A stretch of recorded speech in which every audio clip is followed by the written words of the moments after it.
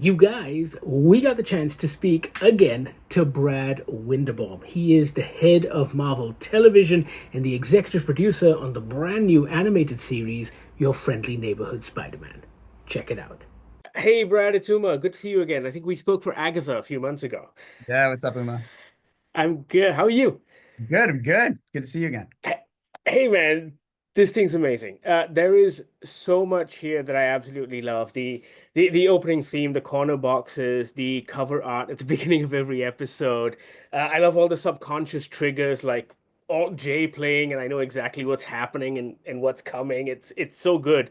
But I think there are a couple of things for me that make this a perfect 10, which is, and I wanted you to talk to me about this.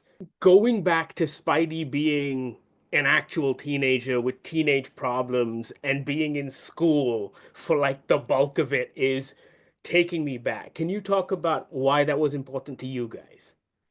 It was we were looking for a new something. Everything old is new again. Right. We've seen, being a fan of the comics, I've gone through all the resets of Spider-Man, bringing back to high school. He's been an adult in the comics for a very long time. Yeah. Um, but it actually has been a while since we've done, in the animated space, Peter back in high school. And that iconic Ditko version of Spider-Man with the big glasses that's really struggles with everything a young teenager would struggle with. It's been a long time since we've seen that version of him. Um, and that was something that was part of Jeff's vision from the beginning.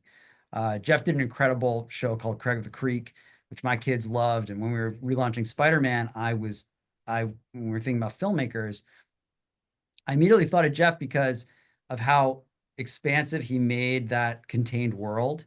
Yeah. And I thought to myself, you can apply that to New York City in the way that old Marvel comics, Silver Age comics made New York feel like it was infinite. He could be a great voice to do that. And you could start Nice. seeing in this first season, hopefully, I mean, I do, that like he is layering and taking his time building characters that I find myself very attached to by the end of this season.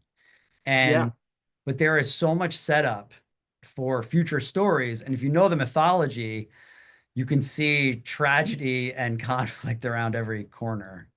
Exactly. As soon as you pick up on those names, you're like, oh, I know what's going to happen to this guy. And yeah, actually, you preempted my next question. The second reason was I'm loving the Ditko look because I think I've seen all of the animations throughout my life at some point, and Yeah, yeah, nothing has looked this Ditko, yeah, which the round glasses, yeah, yeah. beautiful. Why did you decide to use characters like Pearl and Nico and Lonnie and moving away from Gwen and Flash and MJ? At first, when I was watching it, I thought, oh, is this like a Sony licensing thing? But then you've got Doc Ock and Scorpion, and so it's there, but it isn't. So, what was the reason to go with these different characters or different side characters? Well, it really, I mean, it all comes from Jeff's imagination. And but it's born out of it's Peter, it's familiar conflicts for Peter, but let's bring in new players. Let's challenge him with new ideas. And as you know, there's really more to Nico Minoru's presence than Yeah, it's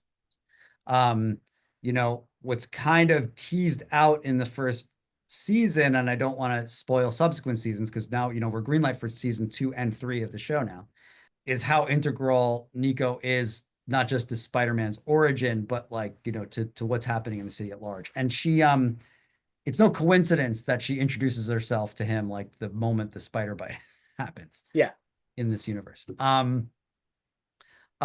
So there's a big narrative tapestry that he's weaving here. And uh and in terms of the other characters, you're mentioning like the Spider-Man mainstays like MJ and Gwen and others. Um, it's not that we're not including them. It's that, it's you could tell in the pace of this thing and the way that Jeff's telling the story, he's taking his time. Those characters are coming, hopefully, if we're given the opportunity. Uh, but we want to he wanted to give the stage to characters like Lonnie and Nico and Harry in this first season. fantastic. I'm being told to wrap, but no, and it's exciting because it feels fresh and new as well, even to someone who's read Spider-Man his whole life. So that's pretty cool. And there were new elements to it. So thank you Awesome. so much, and hopefully we'll Awesome. speak again soon. And congratulations, man. It's so good. Thanks, Uma. Thank you so much. Cheers. Oh! Watch out for that ladder! Your Friendly Neighborhood Spider-Man drops on Disney Plus Hotstar January 29th. Check it out and let us know what you think. Sound off in the comments, and thank you so much for watching.